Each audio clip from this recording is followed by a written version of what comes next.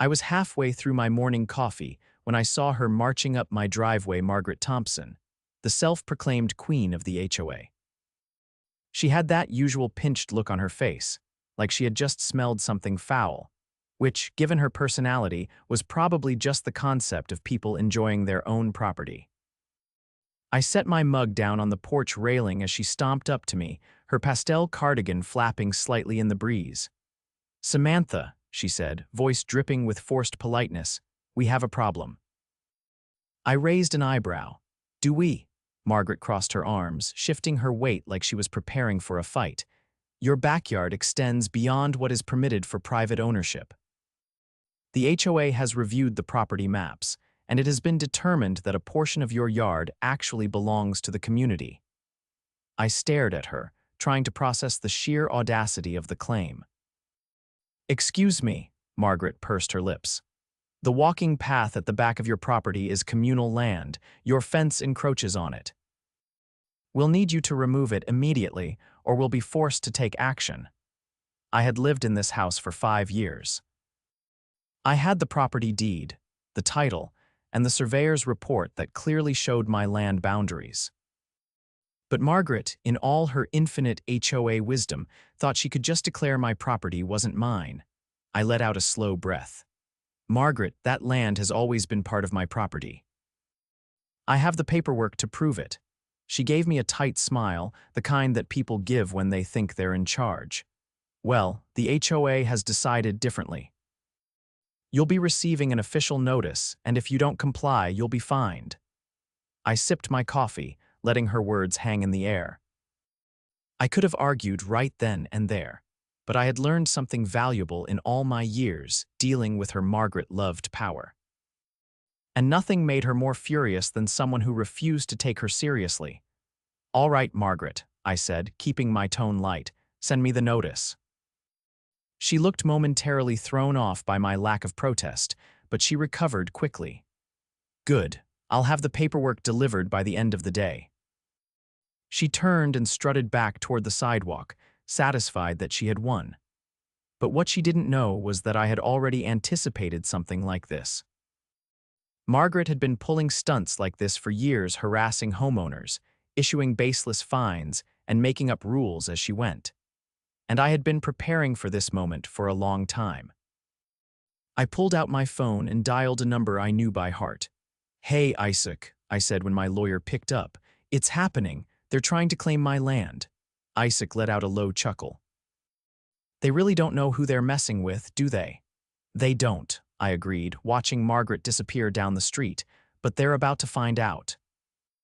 I watched Margaret disappear down the street, her rigid posture radiating smug satisfaction.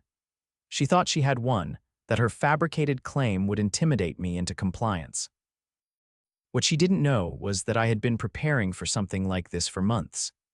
I grabbed my laptop from inside and settled onto my porch, pulling up the digital copies of my property records. The original survey, the deed, the plat map, every document confirmed that my backyard was mine, down to the last square inch. Margaret's attempt to rewrite reality wasn't just desperate, it was legally laughable. A few minutes later, Isaac called me back. His voice carried the sharp efficiency of a man who enjoyed dismantling bad arguments. "They're trying to claim easement rights, aren't they?" he asked, getting straight to the point. "Worse," I replied, skimming through my files. "They're saying my backyard belongs to the HOA outright. They want my fence gone." Isaac let out a hum of amusement. "That's bold. And incredibly stupid. They don't have the authority to redraw property lines. Did they even cite a specific regulation?" "Of course not. Margaret just said the HOA has decided." "That's all they ever do, declare things and expect people to follow." "Typical," Isaac muttered. "All right, send me everything. I'll draft a response." But honestly, this is so flimsy that it won't hold up to even the slightest legal scrutiny. "Oh, I know," I said, dragging a folder into the email attachment window. "But I don't just want to stop them, I want to finish this once and for all." Isaac chuckled knowingly. "You've been waiting for this, haven't you?" "For years," I admitted, "and I have a plan." I had spent far too long dealing with Margaret's nonsense. The endless fines, the made-up rules, the way she ran the HOA like it was her personal fiefdom. I had seen her strong-arm elderly residents into paying bogus fees, threaten families with foreclosure over trivial infractions, and manipulate board elections to keep herself in power. But what Margaret had never realized was that I wasn't just a homeowner. I had connections specifically, connections in real estate and local government. And about 6 months ago, when I saw the HOA's financial reports, I had noticed something interesting. The HOA was in debt. Not disastrously so, but enough that they had started quietly selling off their own land to cover costs. A few vacant lots here, a small park they're all parceled off to private buyers before the homeowners could catch on. And I had been one of those buyers. I had acquired several parcels under a business entity, including the very land the HOA's office sat on. Margaret had no idea. Now, with her coming after my backyard, it was time to play my hand. By late afternoon, a courier arrived with the official notice from the HOA. The language was as pompous as expected, full of vague legal threats and empty ultimatums. They demanded my compliance within 14 days, or they would pursue further action. I barely glanced at it before tossing it onto the growing pile of HOA absurdities I had collected over the years. Instead, I spent the evening finalizing my next steps. I had already been in talks with a few other homeowners who were sick of the HOA's nonsense. If things went my way, Margaret wouldn't just lose her latest power grab, she'd lose everything. The next morning, I made my way to the HOA's monthly board meeting. It was held in a modest building at the edge of the neighborhood, the same building they no longer technically owned. Margaret was already seated at the head of the table, flanked by her usual sycophants. She barely concealed her glee when she saw me enter. "Samantha," she said, feigning surprise. "Here to discuss your compliance." I took a seat across from her, setting a thick folder onto the table. "Actually, I'm here to discuss something much more important." Margaret's expression flickered with brief confusion before she masked it with her usual condescension. "Unless it pertains to community matters, I don't see why. It does pertain to community matters," I interrupted. "Specifically, the future of this HOA." I slid a document across the table. "This is a title transfer for several properties in this neighborhood, including this building." Margaret frowned, snatching up the paper. As her eyes scanned the text, her face paled. The other board members leaned in, their confusion growing. This is a mistake," she stammered. "The HOA owns this property." "Not anymore," I corrected. "It was sold months ago to a holding company. My holding company." Silence fell over the room. The board members exchanged uncertain glances while Margaret's hands clenched around the paper. You can't just buy community property," she snapped. I leaned back in my chair, utterly calm. "Your own financial records say otherwise." "The HOA was struggling, so you started selling assets to stay afloat. You didn't think anyone would notice, did you?" One of the board members, a man named Greg, cleared his throat awkwardly. Is this true, Margaret?" Margaret looked like she had swallowed a lemon. I was handling financial matters as needed. It was in the best interest of the HOA." I gave her a pointed look. "And yet, you never disclosed these sales to the homeowners. That's a violation of your own bylaws, isn't it?" Greg furrowed his brow, flipping through the financial reports I had provided. This is bad. If she didn't have board approval, she didn't," I confirmed. "And now the HOA has no legal claim over my property, or this building, or the other parcels I've acquired." Margaret shot up from her chair. "You think you can just waltz in here and take over?" I met her furious gaze with a steady one. "No, Margaret, I don't think I know." I pulled out one final document and placed it on the table. "This is a motion to dissolve the HOA, signed by over 60% of the homeowners in this community." Margaret's mouth opened, but no sound came out. The other board members sat in stunned silence, realization dawning on their faces. I stood, gathering my papers. Effective immediately, the HOA is no longer in control of this neighborhood. And Margaret, I paused, giving her a final glance. You're done. As I walked out of the meeting, the weight of years of frustration lifted from my shoulders. Margaret had played her last game and lost spectacularly. The neighborhood was finally free. The moment I stepped out of the meeting, the weight of years of HOA tyranny seemed to lift from my shoulders. The air felt lighter, the neighborhood quieter, almost as if the trees themselves were sighing in relief. But I knew Margaret wouldn't go down without a fight. She was too stubborn, too drunk on power to accept defeat so easily. By the time I reached my driveway, my neighbor, Tom, was already waiting for me. He was a retired contractor, built like a bulldozer and just as stubborn when it came to standing up against HOA nonsense. "Tell me you finally put Margaret in her place," he said, arms crossed. I nodded, handing him a copy of the signed motion to dissolve the HOA.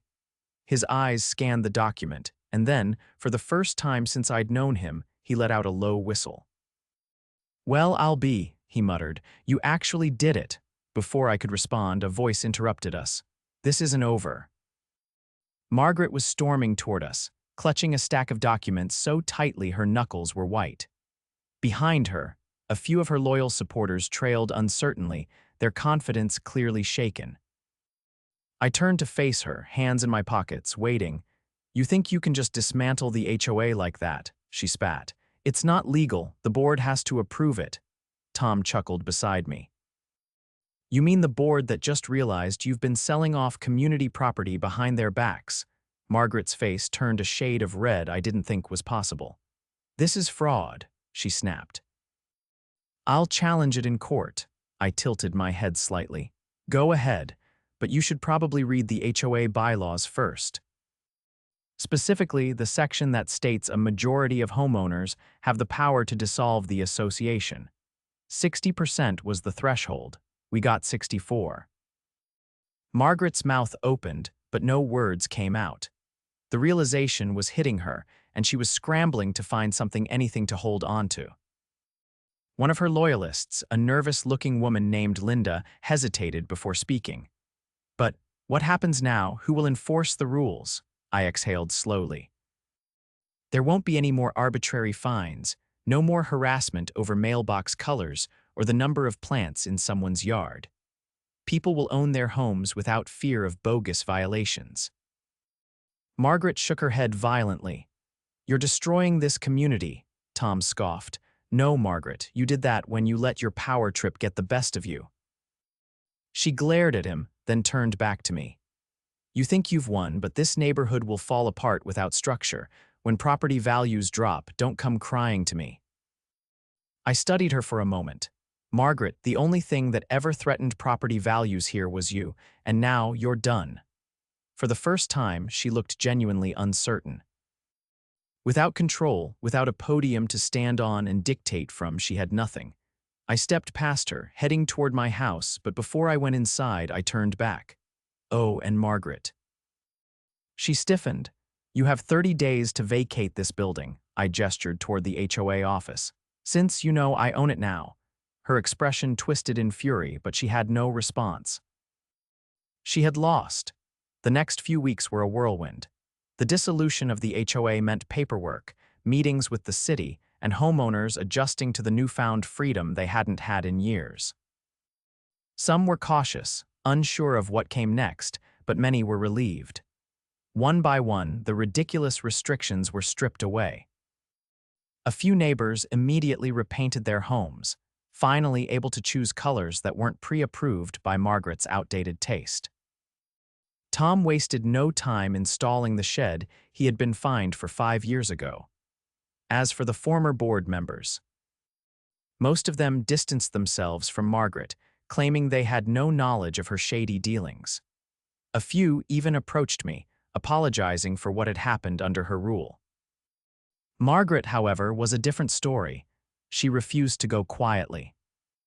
She filed complaints with the city, tried to rally supporters to reinstate the HOA, even attempted to sue me personally for interfering with community governance.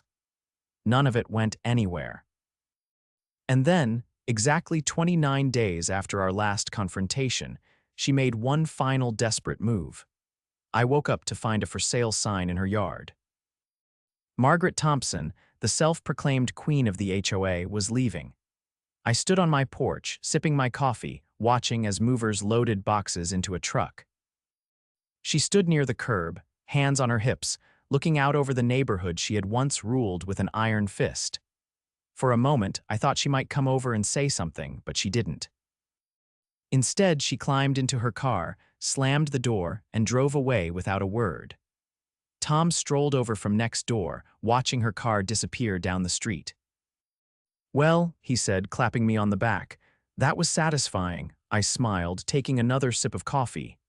Yeah, it really was. The neighborhood had changed. People were talking again, hosting barbecues without fear of being fined for having too many guests. Kids played in yards without Margaret measuring grass length. The tension that had once hung over everything was gone. And as I looked around, taking in the sight of a community finally free, I knew one thing for certain. We had won. With Margaret gone, the neighborhood felt different, not just freer, but almost as if a weight had been lifted that no one had realized was there until it vanished. People smiled more, chatted longer on sidewalks, and left their trash cans out an extra day without fear of a passive-aggressive letter appearing in their mailbox. The transformation was subtle but undeniable. Still, dissolving the HOA had left behind a mess of legal loose ends. While Margaret had been busy enforcing ridiculous rules, she had also left behind a tangled web of mismanaged finances, dubious contracts, and unpaid debts that now needed sorting.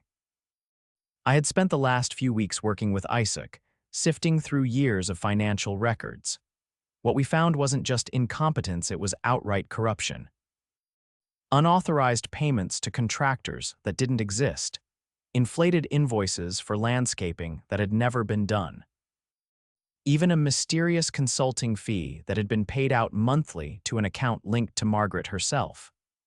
Isaac sat across from me in my living room, flipping through a thick binder of records. His expression was unreadable, but I could tell from the way he tapped his pen against the table that he was deep in thought. "She wasn't just bad at her job," he finally said. "She was stealing." There it was, the conclusion I had suspected but now had undeniable proof of. Margaret had spent years billing the HOA for services that never happened, pocketing thousands of dollars, while homeowners were being fined for things like leaving their garden hoses out too long. Tom, who had joined us for the meeting, let out a low whistle. I knew she was shady, but she was treating the HOA like her personal piggy bank. Isaac nodded. And now that the HOA is dissolved, that debt isn't just disappearing, someone is going to have to answer for it. That someone, of course, was Margaret. The next step was clear. I compiled everything: the fraudulent invoices, the unauthorized payments, the hidden accounts, and sent it all to the city's fraud investigation unit. Margaret had left town, but that didn't mean she could escape the consequences of what she had done. While the legal process moved forward, the neighborhood had its own rebuilding to do. Without an HOA, people expected chaos, but instead, something surprising happened. Neighbors stepped up. Tom helped organize a volunteer group to handle basic maintenance things like fixing broken streetlights and trimming overgrown trees.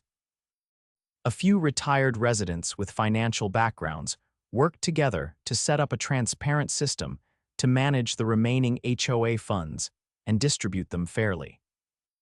Without Margaret's interference, people took responsibility for their own community, and it worked better than anyone had expected. One afternoon, I was out front replacing the old house numbers on my mailbox when Greg, one of the former HOA board members, approached. He had been relatively quiet since Margaret's downfall, but now he looked like a man who had something on his mind. "I owe you an apology," he said, shifting uncomfortably. "I should have spoken up sooner.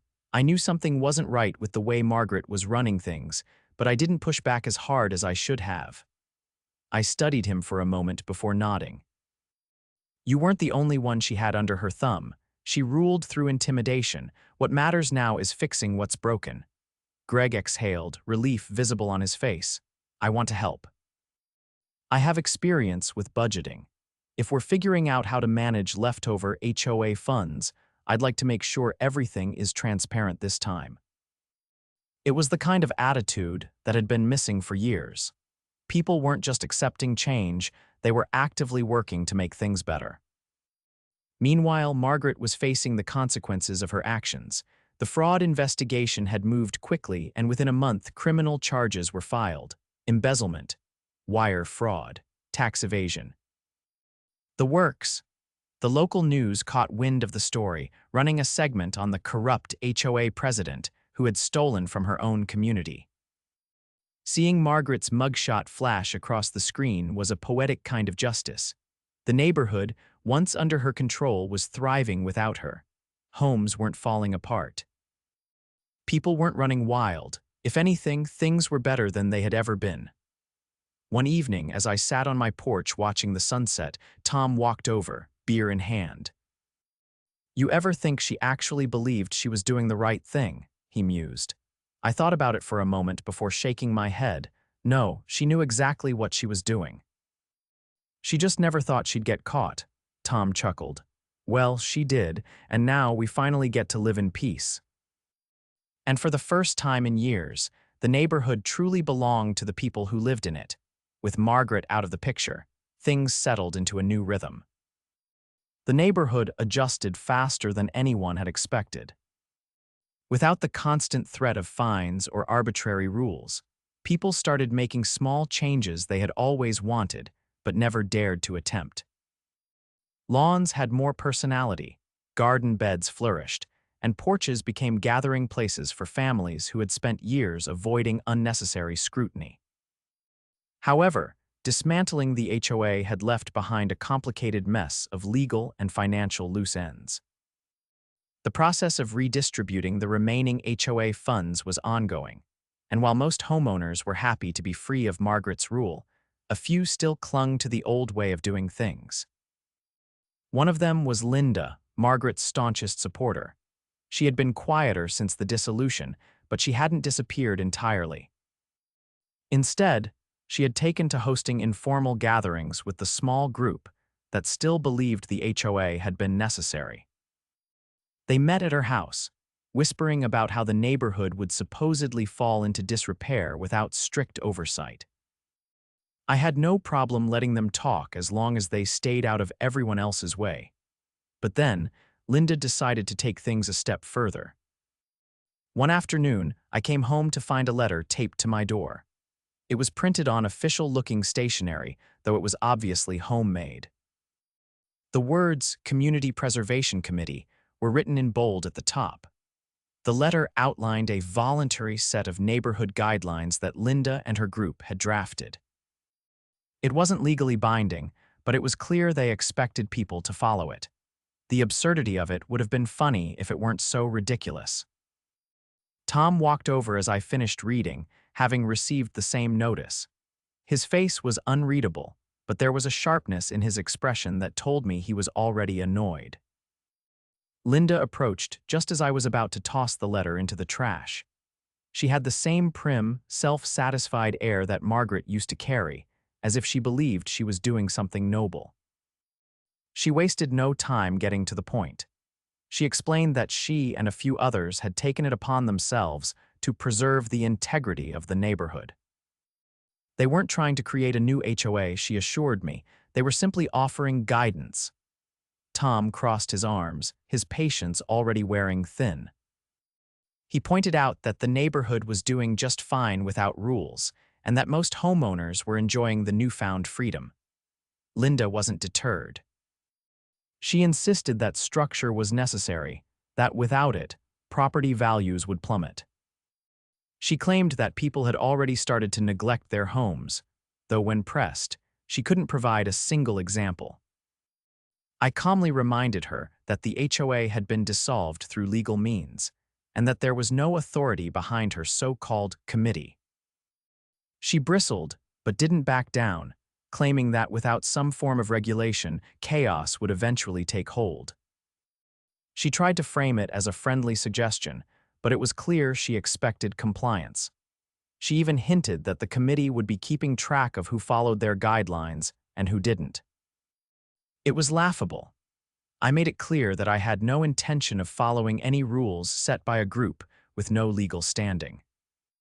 Tom added that if she wanted to live in a community with strict regulations, there were plenty of places she could move to.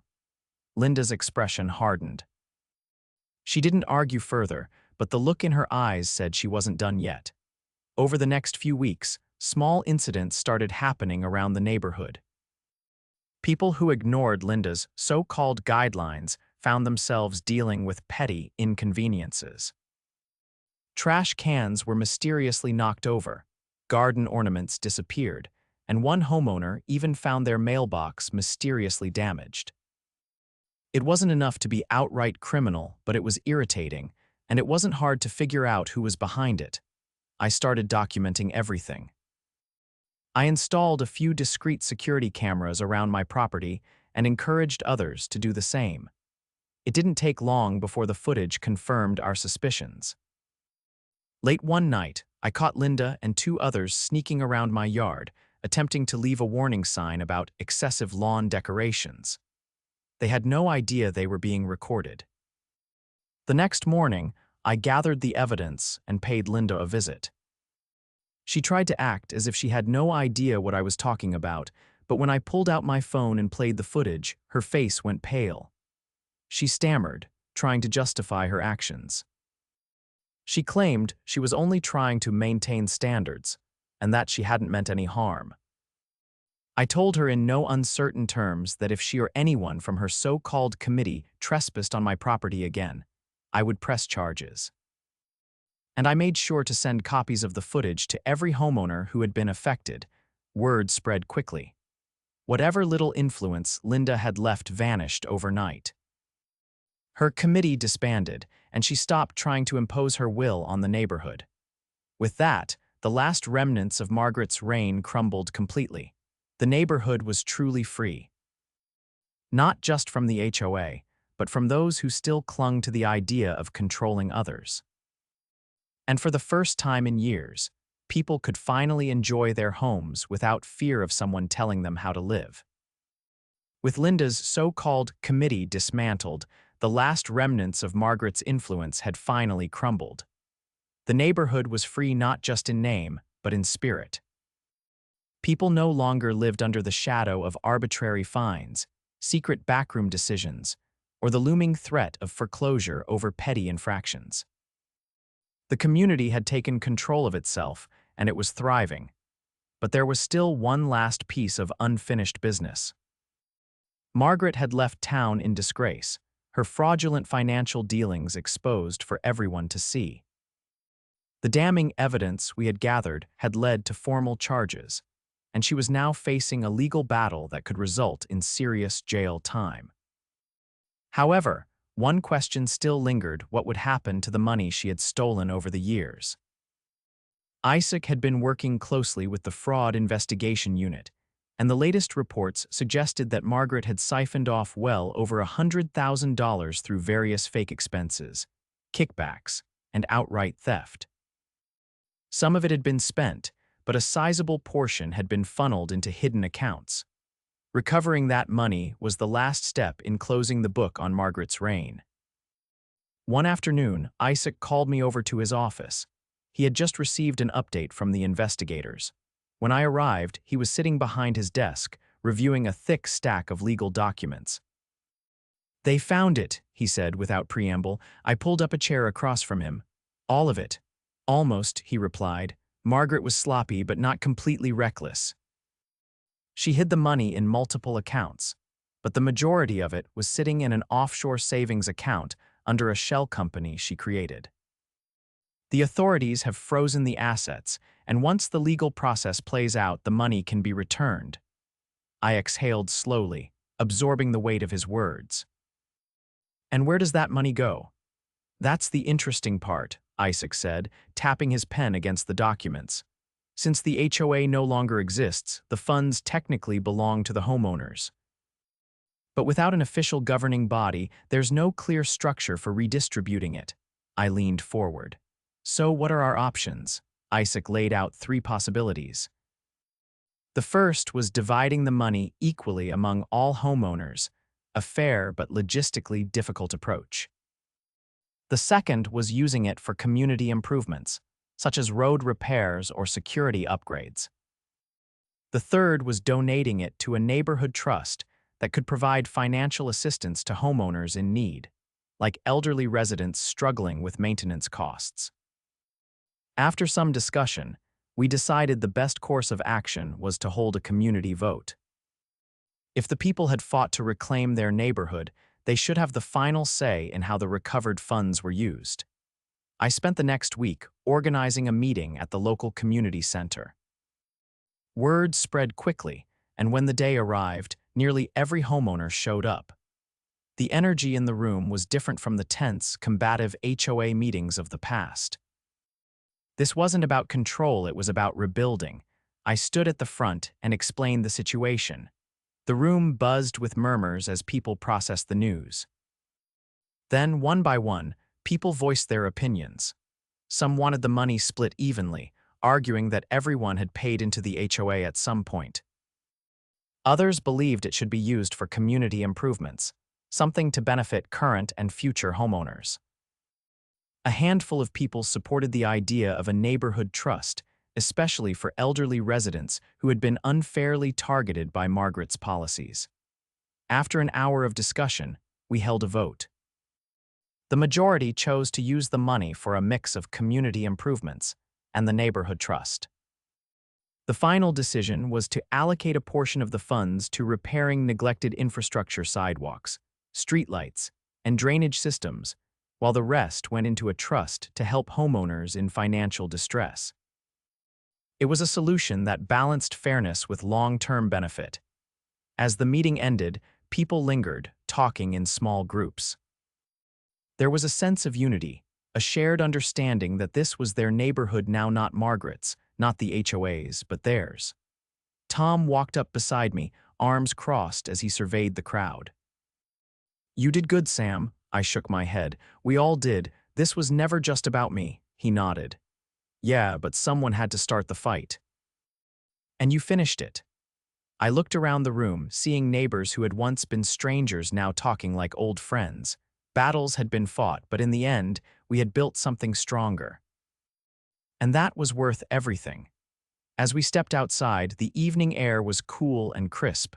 The streetlights flickered on, illuminating a neighborhood that had finally reclaimed itself. A few months later, the final legal proceedings against Margaret concluded. She was convicted on multiple counts of fraud and embezzlement, sentenced to several years in prison.